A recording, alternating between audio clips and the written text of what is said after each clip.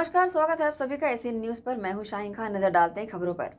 मुख्यमंत्री विष्णुदेव साय गुरुवार को पीटीएस माना कैंप रायपुर में आयोजित छत्तीसगढ़ पुलिस राज्य स्तरीय खेलकूद प्रतियोगिता 2024 के समापन समारोह में शामिल हुए।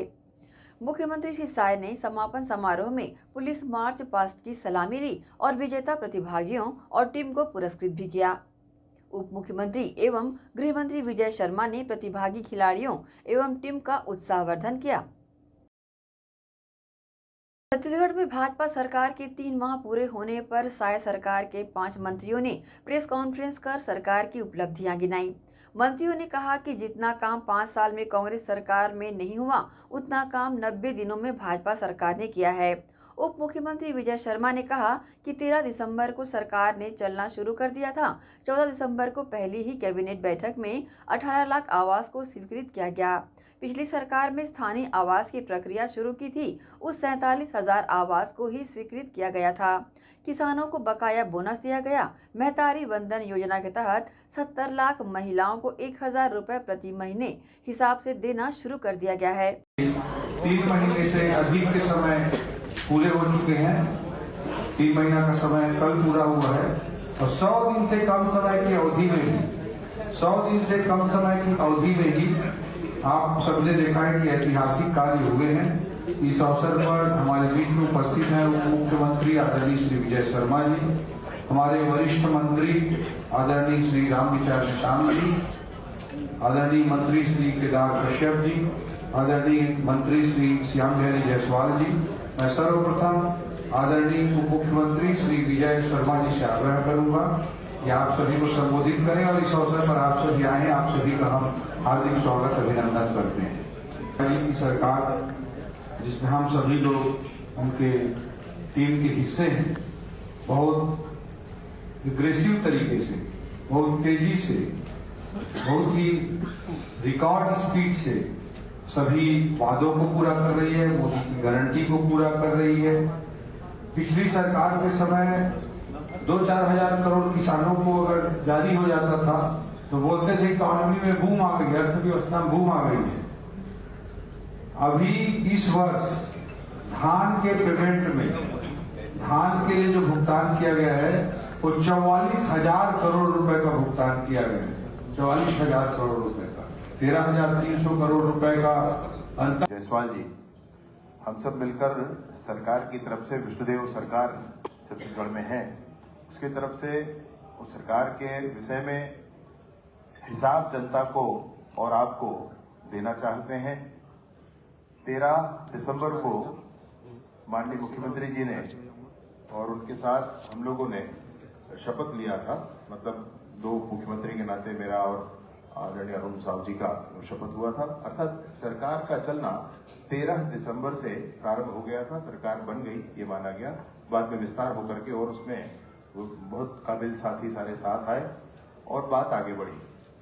आप सभी के सामने विशेष तौर पर ये बात मैं बिल्कुल कहना चाहता हूं, पूरी जिम्मेवारी के साथ और पूरे आत्मविश्वास के साथ कहना चाहता हूं कि विष्णुदेव जी की सरकार 13 दिसंबर को शपथ लेती है और 14 दिसंबर को एक कैबिनेट की बैठक होती है और कैबिनेट की पहली बैठक में पहला प्रस्ताव जो होता है वो 18 लाख प्रधानमंत्री आवास को स्वीकृत करने का होता है। 18 लाख प्रधानमंत्री आवास स्वीकृत हो जाते हैं, जिसमें 2011 के परमानेंट वेटिंग लिस्ट के लगभग 7.5 लाख लोग हैं। उसके बाद 2 लाख आवंटित किए गए थे। उस 47,000 आवास को भी पूरी की पूरी स्वीकृति विष्णुदेव जी की सरकार ने दी है। मैं आपसे निवेदन पूर्वक इस बात को ये कहना चाहता हूं कि 18 लाख आवास एक साथ देने वाले ये पूरे भारतवर्ष की अकेली सरकार है जो एक प्रस्ताव में 18 लाख आवास की स्वीकृति देती है। साथ ही साथ मैं आपसे कहना चाहता हूं कि 2 वर्षों का बकाया बोनस जो इस सरकार को देना था, तो अटल जी के जन्म दिवस पर उस काम को भी 25 दिसंबर को उस काम को भी पूरा किया गया। जो चुनाव में वादा था 2 साल का बकाया बोनस जो दिया जाना था किसानों को धान के संदर्भ का, वो बकाया बोनस भी जिसको पिछली सरकार ने ये कहा था कि हम करेंगे, उनके घोषणा पत्र का पहला लाइन था 2 साल का बकाया बोनस दिया जाएगा, लेकिन आखिरी तक नहीं हुआ वो।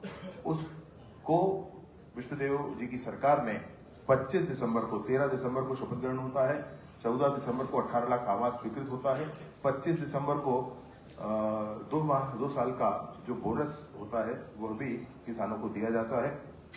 एक विशेष योजना जिसके संदर्भ में हम सब बहुत उत्सुक है, उत्साहित हैं, महतारी वंदन योजना। आपको ध्यान होगा विगत सरकार ने अपने घोषणा पत्र में उस समय कहा था कि 500 रुपया हर एक महिला को दिया जाएगा। पूरी सरकार का कार्यकाल निकल गया, परंतु कभी कुछ नहीं किया गया। अभी आप देखेंगे विष्णुदेव जी की सरकार में बहनों को दिया जाएगा, अर्थात महीने का, अर्थात साल के 12,000 रुपए दिए जाएंगे। तो महतारी वंदन योजना लागू करके 70 लाख से अधिक माताओं बहनों का पंजीयन करके उसके बजट में प्रावधान करके और उनको वो राशि पहली किस्त उसका भुगतान भी किया जा चुका है। इसमें बहुत मसला ये है कि चुनाव के संदर्भ में जिस समय चुनाव था उस समय विपक्षी पार्टी ने तो यह भी घोषणा की थी कि हम साल के 15,000 रुपए देंगे, परंतु मतदाताओं ने विश्वास किया भाजपा के हमारे उस समय जो घोषणा पत्र था उस पर और 12,000 को स्वीकार किया, 15,000 को स्वीकार नहीं किया गया। क्योंकि पिछले साल जो हुआ था, पिछली बार हुआ था 500 रुपया हर महिला को दिया जाना था, ऐसा घोषणा था। 1 रुपया भी किसी को कभी नहीं दिया गया था। विशेष रूप से आपसे ये कहना चाहता हूं कि कृषक उन्नति योजना के अंतर्गत सरकार के पूर्व ही, मतलब चुनाव के दौरान ही जो घोषणा पत्र में था कि प्रत्येक एकड़ का 21 कुंटल धान खरीदा जाएगा, प्रत्येक एकड़ से 21 कुंटल धान खरीदा जाएगा और प्रति क्विंटल धान 31 रुपए की दर पर खरीदा जाएगा। 2250 रुपए लगभग इस बार समर्थन मूल्य था, वो एक मुश्त दिया गया। बचे हुए 917 रुपए को विगत सरकार में 4 किस्तों में दिया जाता था। पहला किस्त ही 2-2.5 महीने बाद आता था, फिर चौथा किस्त तो अगली बार धान बिक जाने के बाद आता था। वर्तमान सरकार की ये घोषणा थी, विष्णुदेव सरकार की ये घोषणा थी कि ये पूरी राशि एक मुश्त दी जाएगी और बहुत बड़ी बात है कि ये पूरी की पूरी राशि 917 रुपया प्रति क्विंटल की दर से लगभग 1,45,000 metric tonne, 1,45,000 metric tonne, 1 crore 45,00,000 metric tonne पूरे धान के ऊपर ये पूरी राशि दे दी गई और पूरी राशि लगभग 13,300 करोड़ की राशि किसानों के खाते में अंतरित कर दी गई। मतलब वस्तुतः कहें कि ये ओपी चौधरी जी जो प्रबंधन कर रहे हैं और इसमें वित्त विभाग में, यह चमत्कार से कम नहीं है। कोई कर का बड़ा प्रावधान नहीं, नया कर का कोई प्रावधान नहीं, किसी कर में बढ़ोतरी नहीं, लेकिन आप देखेंगे तो बजट का आकार बढ़ गया है और ये सारे प्रावधान उसमें समाहित हैं। आपको आश्चर्य होगा कि विगत हमारे जो अनुपूरक बजट आया था उसमें भी हमने प्रधानमंत्री आवास के लिए 3,799 करोड़ का प्रावधान किया था और अभी भी 8,700 करोड़ का प्रावधान इस नए बजट 24-25 के बजट में भी किया गया है। ऐसे ही 12,300 करोड़ रुपया महतारी वंदन योजना के लिए प्रावधान किया गया है, उनको दिया गया है। विशेष रूप से जो बच्चे पढ़ाई करते थे, मेहनत करते थे और नेता बड़े रसूखदार उनके बच्चों का, बड़े अधिकारियों के बच्चों का सिलेक्शन हो जाया करता था पीएससी में, उस सारी भर्तियों के लिए ये कहा गया था जिसमें गड़बड़ी पाई गई थी उसकी सीबीआई जांच हम कराएंगे, ऐसा उस समय हमारे युवा मोर्चा के राष्ट्रीय अध्यक्ष जी ने भी घोषणा की थी और हमारे घोषणा पत्र में था। उस घोषणा को भी पूरा करते हुए विष्णुदेव सरकार ने उस पूरे प्रकरण को सीबीआई को सौंपा हुआ है, इसका ये भी काम संपन्न हो चुका है। शासकीय भर्तियों में पारदर्शिता, प्रभु श्री रामचंद्र जी के विग्रह का भव्य मंदिर में स्थापना के उपरांत रामलला के दर्शन हुई है और हर एक जिले से अब एक समूह राम भक्तों का वो सरकारी व्यवस्थाओं में जाकर के अयोध्या में दर्शन कर रही है। ये हम सबको ध्यान है। इसी माध्यम से राजिम कुंभ कल्प की शुरुआत फिर भव्य रूप से की गई। मैं खुद भी गया था उसमें हम लोगों ने देखा कि बहुत सारे साधु संत आए थे पूरे देश भर से। यहाँ रुके की छोटे से ब्रेक के लिए जल्द हाजिर होते हैं। आप सब बने रहिए एसीएन न्यूज के साथ।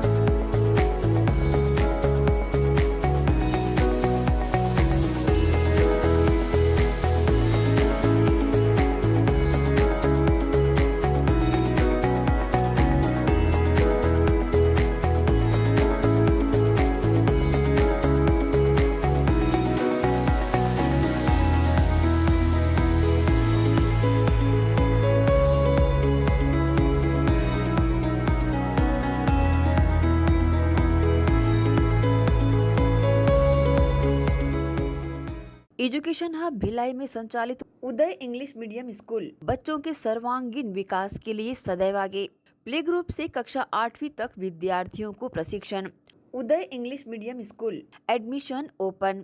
उपलब्ध सुविधाएं स्मार्ट क्लास, कंप्यूटर क्लास, बस सुविधा उपलब्ध, साथ ही सीसीटीवी कैमरे द्वारा विद्यार्थियों पर सतत निगरानी। अनुभवी शिक्षकों द्वारा विद्यार्थियों को special English training.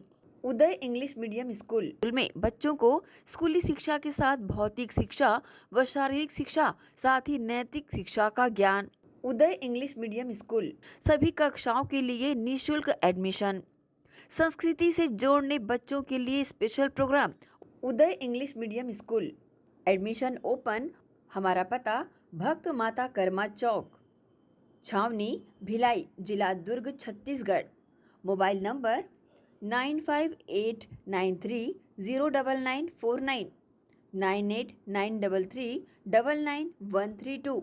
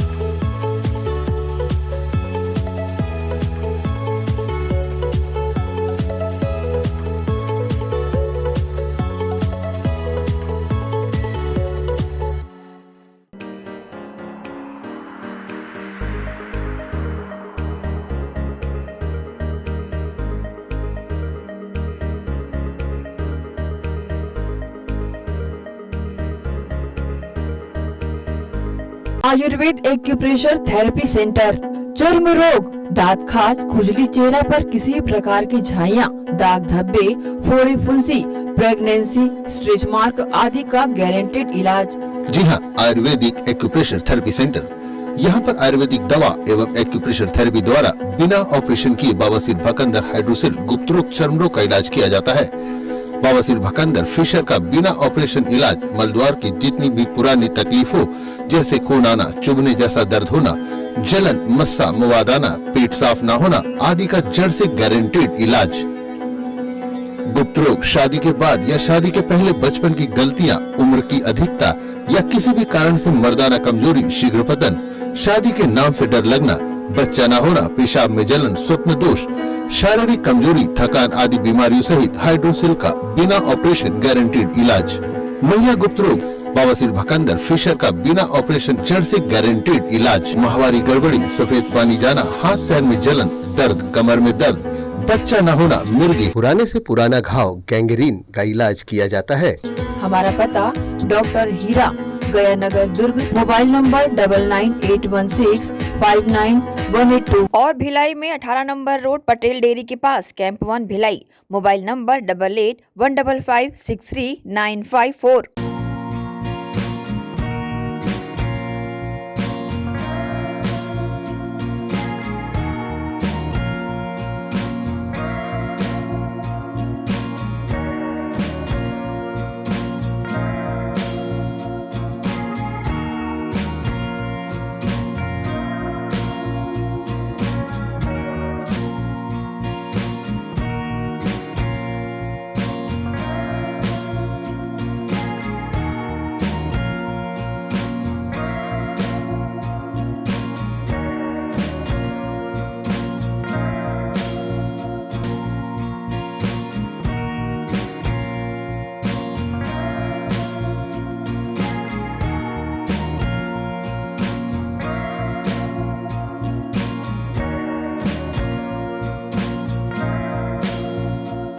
Sonalika rotavator का बादशाह जो मिट्टी में सोना उगाता है, हम उनके सपनों को हकीकत बनाते हैं। खेती के उपकरणों में दुनिया का number 1 heavy duty rate Sonalika agro solutions पेश करते हैं सोनालिका शानदार रोटावेटर ऑफर। त्योहार के अवसर पर लाखों के उपहार।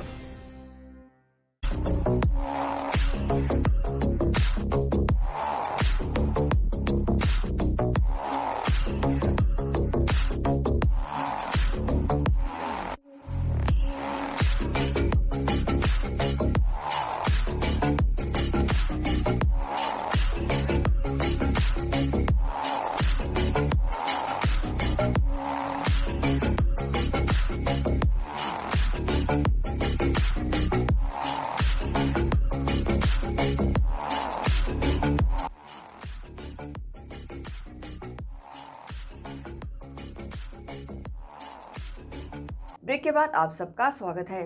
मुख्यमंत्री विष्णुदेव साय गुरुवार की शाम राजधानी रायपुर के शास्त्री चौक के निकट नवनिर्मित सैनिक विश्राम गृह भवन का उद्घाटन किया।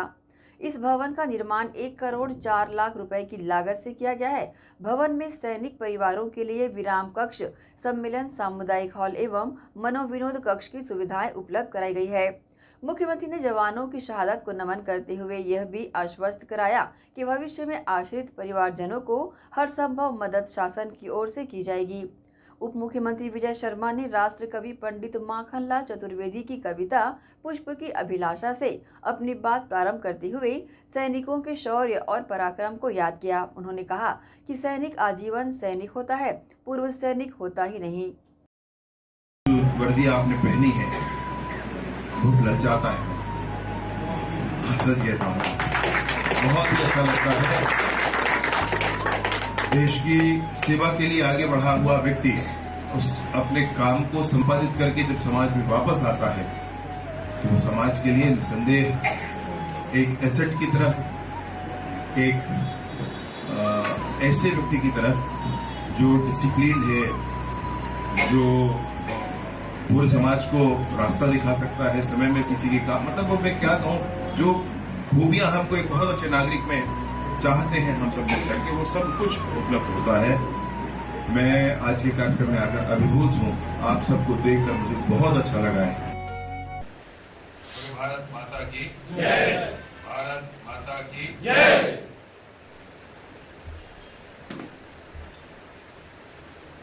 एक कविता है की अभिलाषा, आप सभी को मैं 2 लाइनें इसकी जरूर कहना चाहता हूँ।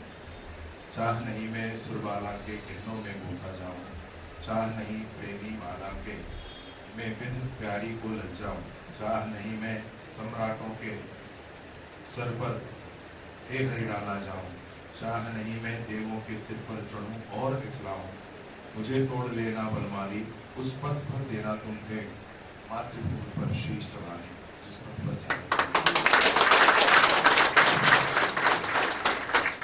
अमर कविता है, भाव आपकी और हमारे हृदय का है।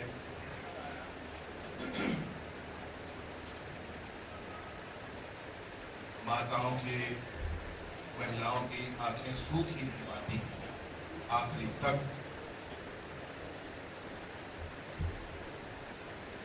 लेकिन जज्बा है सब।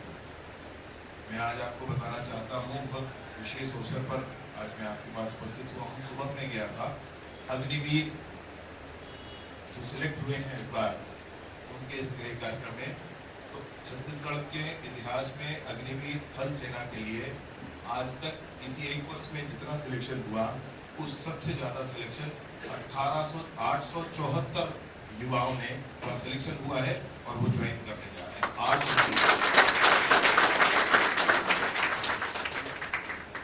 माननीय हम सबके बीच में पधारे हमारे मुखिया, हमारे नेता विष्णुदेव साय जी, छत्तीसगढ़ के मुख्यमंत्री, उनके नेतृत्व में अनवरत अप्रतिम कार्य संपादित हो रहे हैं।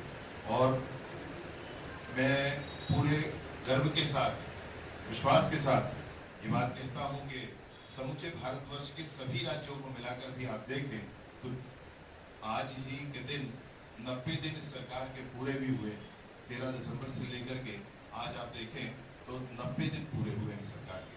90 दिनों में इस सरकार ने जितने काम किए हैं वो प्रतिमान है।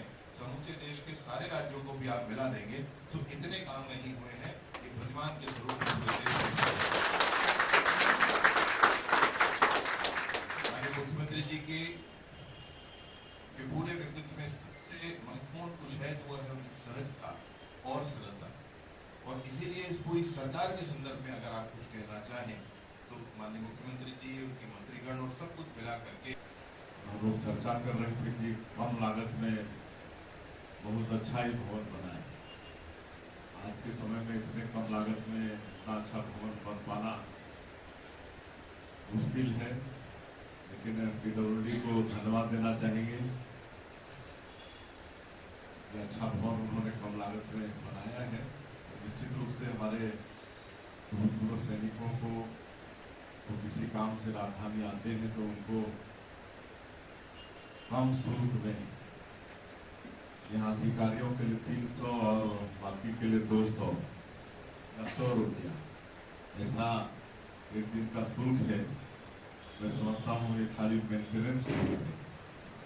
इतने कम शुल्क में आप लोगों को यहाँ रहने का सुविधा मिलेगा, ये बहुत ही अच्छी बात है। और इस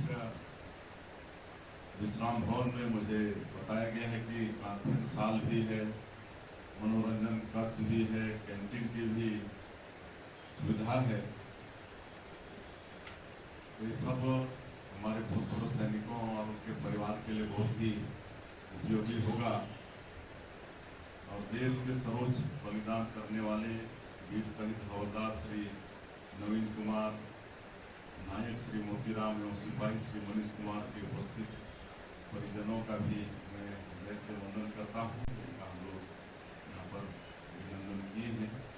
शहीद जवानों के आश्रितों को शासन की ओर से आज 20 लाख रुपए की अनुग्रह राशि ही प्रदान किए हैं। मैं शहीद वीर जवानों की शहादत को नमन करने के साथ ही यह भी आश्वस्त करता हूं कि भविष्य में आश्रित परिवारजनों के लिए हर संभव मदद के लिए हमारी छत्तीसगढ़ की सरकार तैयार रहेगी।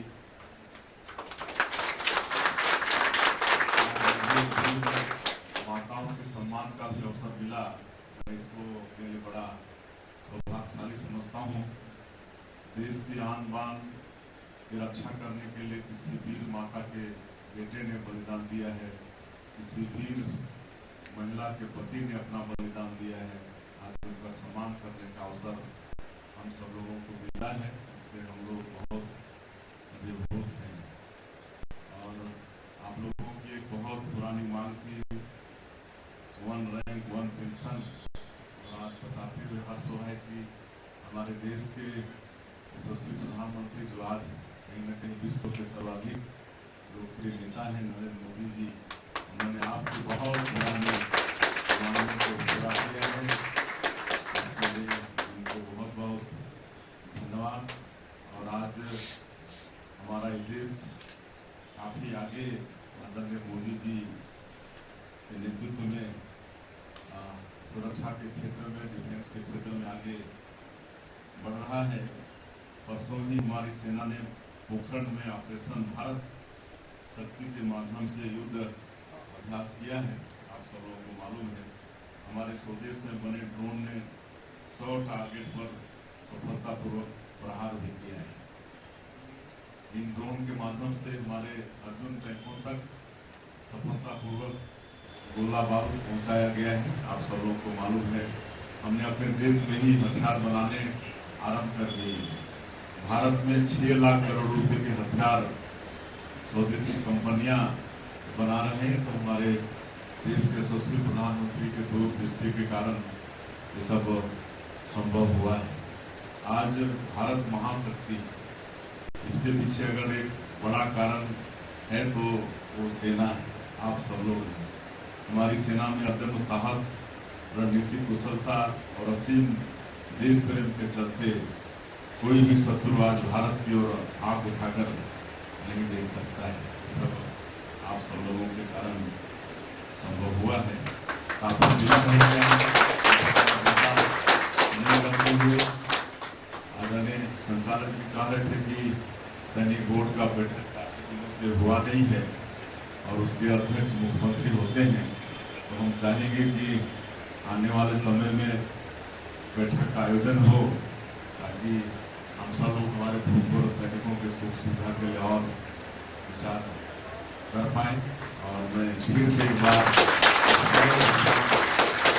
राजधानी रायपुर के माना बस्ती क्षेत्र में 4 नकाबपोश बदमाशों ने देर रात घर के सदस्यों को बंधक बनाकर लाखों की डकैती की घटना को अंजाम दिया। गुरुवार की रात 3 से 4 बजे के बीच नकाबपोश 4 बदमाश कटर से एक घर का दरवाजा काटकर अंदर घुसे और घर के सदस्यों को अलग अलग कमरे में बंधक बनाकर डकैती की वारदात को अंजाम दिया। वहीं चंद्राकर परिवार की अधेड़ महिला के साथ डकैतों ने मारपीट की। साथ ही डकैतों ने अपने पास रखे मास्टर की से अलमारी को खोलकर सोने चांदी के जेवरात, नकदी समेत 10-15 लाख रुपए से अधिक की डकैती की वारदात को अंजाम दिया। घटना की सूचना मिलते ही पुलिस के वरिष्ठ अधिकारी समेत डॉग स्क्वाड, फिंगरप्रिंट एक्सपर्ट्स की टीम मौके पर पहुंची और जांच प्रारंभ कर दी। यहाँ वक्त है एक और छोटे से ब्रेक का, जल्द हाजिर होते हैं। आप सब बने रहिए एसीएन न्यूज के साथ। एजुकेशन हब भिलाई में संचालित उदय पब्लिक स्कूल बच्चों के सर्वांगीण विकास के लिए सदैव आगे। प्ले ग्रुप से कक्षा 8वीं तक विद्यार्थियों को प्रशिक्षण। उदय पब्लिक स्कूल एडमिशन ओपन। उपलब्ध सुविधाएं स्मार्ट क्लास, कंप्यूटर क्लास, बस सुविधा उपलब्ध। साथ ही सीसीटीवी कैमरे द्वारा विद्यार्थियों पर सतत निगरानी। अनुभवी शिक्षकों द्वारा विद्यार्थियों को स्पेशल इंग्लिश ट्रेनिंग। उदय पब्लिक स्कूल में बच्चों को स्कूली शिक्षा के साथ भौतिक शिक्षा व शारीरिक शिक्षा, साथ ही नैतिक शिक्षा का ज्ञान। उदय पब्लिक स्कूल में सभी कक्षाओं के लिए निःशुल्क एडमिशन। संस्कृति से जोड़ने बच्चों के लिए स्पेशल प्रोग्राम। उदय पब्लिक स्कूल एडमिशन ओपन। हमारा पता उदय पब्लिक स्कूल, उदय कॉलेज नियर एसीसी बोगदा पुल, नंदिनी रोड, जामुल, भिलाई, जिला दुर्ग, छत्तीसगढ़। Mobile number 8349381497। तो जल्दी करें, प्रवेश प्रारंभ है। उदय पब्लिक स्कूल।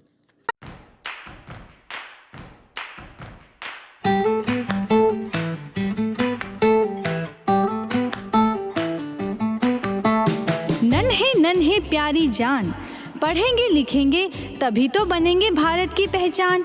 बच्चों से ही है कल का भविष्य, तो आइए उदय पब्लिक स्कूल में जल्द ही एडमिशन कराइए। जी हाँ, एडमिशन शुरू हो चुके हैं। नर्सरी से कक्षा 8वीं तक आपके निकट उदय कॉलेज कैंपस नियर एसीसी बोगदा पुल, नंदिनी रोड, जामुल, भिलाई में स्थित 2019 से गुणवत्ता भर शिक्षा प्रदान करने वाला आपके क्षेत्र में पहली बार, जिसका नाम है उदय पब्लिक स्कूल। जी हाँ, सभी कक्षाओं के लिए निःशुल्क प्रवेश। स्कूल नर्सरी से कक्षा 8वीं तक के लिए इस वर्ष प्ले ग्रुप की भी शुरुआत की जा रही है। सरकार द्वारा 25% छात्रों के लिए मुफ्त शिक्षा प्रदान की जाएगी। प्रवेश के लिए जल्दी करें। बस वैन की सुविधाएं भी उपलब्ध है। पुस्तकालय सुविधाएं है, सीसीटीवी कैमरा, संगीत कक्ष, खेल और सांस्कृतिक गतिविधियां, मल्टीपर्पस हॉल। महत्वपूर्ण दिन और त्योहारों को भी यहाँ मनाया जाता है। कंप्यूटर लैब और स्मार्ट क्लास शिक्षण सुविधाएं भी उपलब्ध की जाती है। अग्नि सुरक्षा के लिए भी सुविधाएं उपलब्ध है। बच्चों के अंग्रेजी बोलने पर भी महत्वपूर्ण ध्यान दिया जाता है। तो फिर देरी किस बात की, जल्दी कीजिए, क्योंकि एडमिशन शुरू हो चुके हैं उदय पब्लिक स्कूल में। आपके निकट उदय कॉलेज कैंपस निकट एसीसी बोगदा पुल, नंदिनी रोड, जामुल, भिलाई में।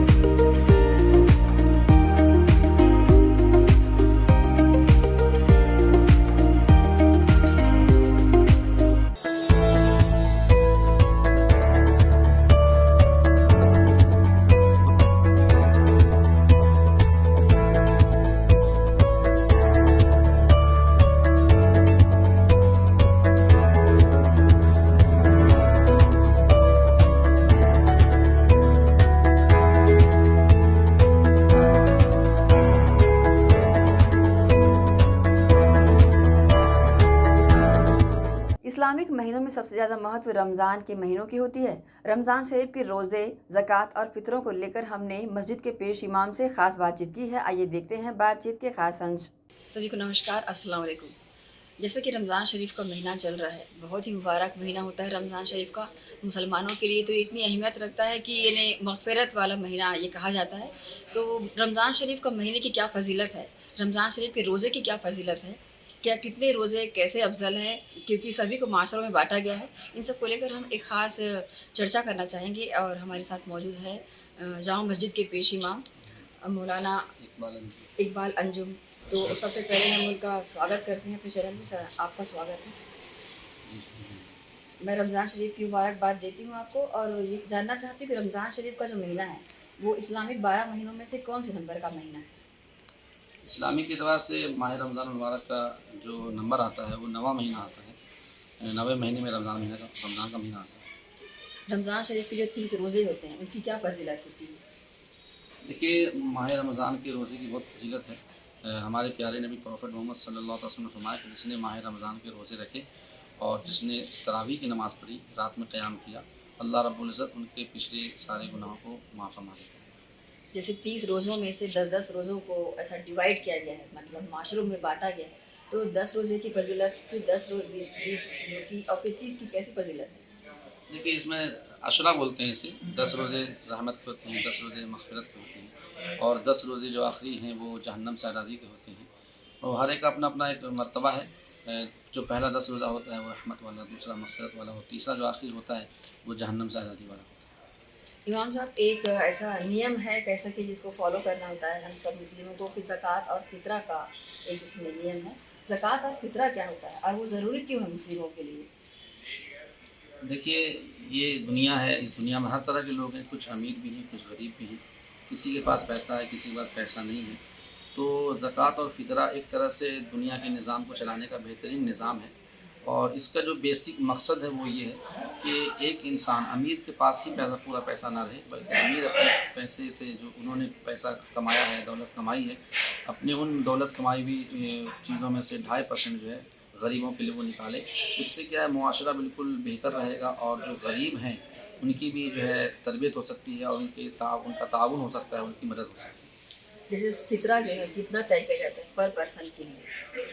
देखिए, फितरे की तो कई सूरतें हैं। गेहूं से भी निकाला जाता है, जौ से भी निकाला जाता है और खजूर और किशमिश से भी निकाला जाता है। लेकिन जो आमतौर पर मुस्लिम माशरे में रिवाज पाया हुआ है वो गेहूं का है। जो अभी जो रकम है 2 किलो 45 ग्राम के हिसाब से अभी जो भिलाई की जो रकम है वो फ़ी फ़र्द फ़ी कस जो है 75 रुपये है। बाकी आप कोई अगर किशमिश से निकालना चाहे तो वो 4 किलो किशमिश, या खजूर से निकालना चाहे तो उसकी जो मिकदार है उससे भी वो निकाल सकता है। और मेरी तो गुजारिश यही है कि अगर अल्लाह रब्बुल इज़्ज़त ने आपको दिया है तो आप कम में क्यों निकालें, आप गेहूँ से क्यों निकालें। और हम तो ये हमेशा मशवरा देते हैं, एडवाइस देते हैं कि अगर आप घर में 4 मेंबर हैं, 4 फ़र्द हैं, तो किसी के नाम से गेहूँ से निकाल दें, किसी के खजूर के, किसी के किशमिश से, किसी के जौ से।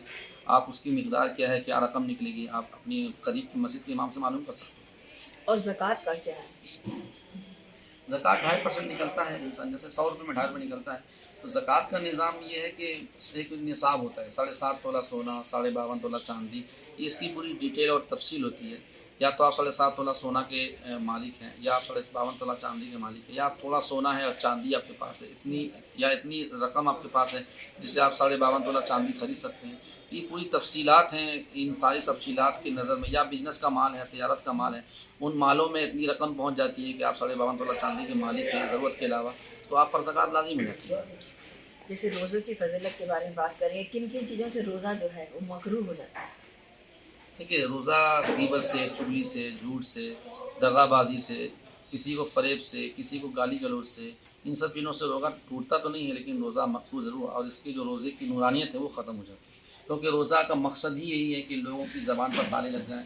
क्योंकि अल्लाह रब्बुल इज़्ज़त ने सिर्फ भूखा रहने को पसंद नहीं किया कि रोज़ा भूखा रहने का नाम नहीं, बल्कि भूख एक तरबियत के दिया गया है, तरबियत का हिस्सा है। और मकसद जो है वो ये है कि बंदा तक़वा इख्तियार करे, और तक़वे में सारी चीज़ें आती हैं कि बंदा झूठ ना बोले, ग़ीबत ना करे, धोखा ना दे और किसी के साथ गलत व्यवहार से पेश ना आए। एक थोड़ा सा सवाल करना चाहती हूँ। अक्सर लोग पूछते हैं मुझसे, और कई जगह जब बैठती हूँ तो ये बहस भी छुट जाती है, शिया और सुन्नी, इसमें क्या फ़र्क? इनकी देखिए दोनों की आइडियोलॉजी में बहुत फ़र्क है। मैं तो समझता हूँ कि इन सब मामलात में ना पड़ के मुआशरे को जड़ा जाए और मुआशरे में मोहब्बत और प्यार बांटी जाए, और ये जो आपस के मामलात हैं वो किताब तक ही महदूद रहें, और जिसको जानने का है तो अपने करीब के इमाम साहब से मालूम कर सकते हैं। दोनों की आइडियोलॉजी में बहुत फ़र्क है। फॉर एग्ज़ाम्पल सुन्नी जो होते हैं, जो अहले सुन्नत व जमात के लोग होते हैं, वो नबी करीम के बाद यानी प्रॉफिट मोहम्मद के बाद जो पहला खलीफा मानते हैं वह अबू बकर सिद्दीक़ को मानते हैं, दूसरा उमर फ़ारूक को मानते हैं, तीसरा उस्मान गनी को मानते हैं और चौथा मौला अली को मानते हैं। लेकिन शिया आइडियोलॉजी में ये है कि प्रॉफिट मोहम्मद के बाद जो सबसे पहला मकाम आता है उनके आइडियोलॉजी में उनके ख़यालात के हिसाब से मौला अली का नंबर आता है। ये फ़र्क है जो बुनियादी, मैं एक फ़र्क बता रहा हूँ, वरना बहुत सारी चीज़ें हैं जो फ़र्क करती हैं। जैसे मैं सुन्नी मुस्लिम परिवार से हूँ, अक्सर जब फातिहा दरूद का खिलाती हैं तो कई लोग मुझे रोकते हैं, तो ये क्या माशरा है? क्योंकि इसमें भी क्या डिवाइडेशन है, क्या कारण है? कई लोग रोकते हैं मुझे। देखिए फातिहा दुरूद से रोकने वाले वो उनकी आइडियोलॉजी है, उनके ख़यालात हैं। उनसे जब कभी बात होगी तो हम उनसे गुफ्तगू करेंगे। हम आपके हिसाब से बात करते हैं कि फातिहा दुरूद और ये लंगर वगैरह ये असल में एक तरह से सदका और खैरात है, और सदका व खैरात ये कुरान का हुक्म है। किसी चीज़ को नाम देने से उसका हुक्म नहीं बदल जाएगा। जैसे अब 11वीं शरीफ हम बोलते हैं तो 11वीं शरीफ गौस पाक के नाम से हम मनाते हैं, लेकिन असल जो मकसद होता है वो सदका होता है, वो खैरात होता है। एक तरह से लोगों को मिल बांट के इनको खिलाना या इस तरह। जी, मेन मकसद यही होता है। हर काम अल्लाह की रज़ा के लिए होता है। ये जैसा फॉर एग्ज़ाम्पल आप शादी होती है या वलीमा होता है, तो हमें अगर खाना खिलाते हैं तो क्या कहते हैं? वलीमे का खाना है। हालांकि वलीमे खाने के मुझसे वो वलीमे खाना तो नहीं हुआ ना, मतलब ये कि आप किसी की दावत कर रहे हैं, तो मकसद वही 11वीं है या छठी शरीफ है या 12वीं शरीफ का खाना है, तो मकसद ये है कि नाम से पहचान होती है कि इनके नाम से ये सवाब हो रहा है, लेकिन ये काम अल्लाह की रज़ा के लिए हो रहा है। सभी फ़र्ज़ों में एक फ़र्ज़ रोज़ा है। अगर रोज़ा जो कितनी उम्र से रखना चाहिए, और जिनके छूट जाए वो उसके एवज में जैसे कुछ होता है ना, उसका कुफ़ारा। जी, रोज़ा जो रखने की उम्र है, हमें इसके लिए भी नबी करीम की ज़िंदगी में सीरत में एक पार्ट मिलता है कि रोज़ा बचपन से ही रखवाने की आदत डालनी चाहिए। और हमें ये भी मिलता है कि जब कोई रोज़ा रखता था उस वक्त कोई बच्ची रोज़ा रखती थी तो उनकी माँ जो है गुड़िया डॉल वगैरह के साथ उनको बना के खेलती थी। तो बचपन से ही तरबियत करनी चाहिए। रही बात रोज़े के फ़र्ज़ होने की, तो इस्लाम में जो रोज़ा फ़र्ज़ होता है वो बुलूगत के बाद, यानी जब एडल्ट में जब इंसान के अंदर बुलूगत यानी बालिग होने की निशानी पाई जाती है, बड़े होने की निशानी पाई जाती है। लड़की की जो नॉर्मली जो मुआशरे के हिसाब से वो 9 से 12 साल है, और लड़के की जो है 9 से 15 साल है। इस बीच में अगर बालिग होने की निशानी पाई जाती है तो रोज़ा उसी दिन से उस पर फ़र्ज़ हो जाता है। मुझसे कई लोग ऐसा सवाल करते हैं कि वसवसा बहुत पाल के रखे रहते हैं, उस वजह से उनकी नमाज, रोज़े और बहुत कुछ छूटते हैं। बार बार वज़ू करना या बार बार नियत बांधना, यानी उनके ऐसे ख्यालात होते हैं कि उनको डिस्टर्ब करता है इबादत करने में। वो किस तरह का वसवसा है, इसको दूर कैसे किया जा सकता है? देखिए वसवसा ये शैतान की तरफ से होता है, और इसके लिए बेहतरीन वजीफ़ा ला हौला वला कुव्वता इल्ला बिल्लाहिल अलीय्यिल अज़ीम का है। अगर किसी के नमाज में वसवसा आ रहा हो तो उसका बेहतरीन तरीका ये है कि नमाज शुरू करने से पहले 3 बार राइट कंधे की तरफ और 3 बार लेफ्ट कंधे की तरफ, मतलब इस तरह से थूकें कि थूक ना हो, बस थूक की शक्ल बने, और 3 बार ला हौल पढ़ें, ला हौला वला कुव्वता इल्ला बिल्लाहिल अलीय्यिल अज़ीम, दाएँ और 3 बार बाएँ। तो इंशाअल्लाह ताला नमाज में जो वसवसे आ रहे हैं वो दूर हो जाएंगे। और वज़ू में अगर पेशाब के कतरे के वसवसे आते हैं तो इसके लिए भी नबी करीम की सुन्नत में हमें चीज़ें मिलती हैं कि नबी करीम ने फरमाया अगर किसी को वज़ू करने में पेशाब के कतरे वगैरह का वसवसा आता हो तो वज़ू करने के बाद वो थोड़ा सा पानी हाथ पर लेकर अपने दामन के नीचे छिड़क ले, तो इंशाअल्लाह ताला उससे वो वसवसे दूर महफूज रहे। एशियन के जो दर्शक हैं उनके लिए एशियन ही अपनी भिलाई का बेहतरीन चैनल है और हर ख़बर को बहुत जल्दी पहुंचाता है लोगों तक, और हम एशियन देखने वालों के लिए यही कहेंगे कि आप भिलाई में अमन और शांति कायम रखें, और भिलाई के लिए दुआ करें कि मालिक जो है भिलाई को नज़र बस से बचाए, भिलाई को दिन दुनी रात चुनी तरक्की अता फरमाए। बहुत बहुत शुक्रिया। तो ये रमज़ान शरीफ में ख़ास पेशकश एसीएन की ओर से थी तमाम मुस्लिम बहन भाइयों के लिए।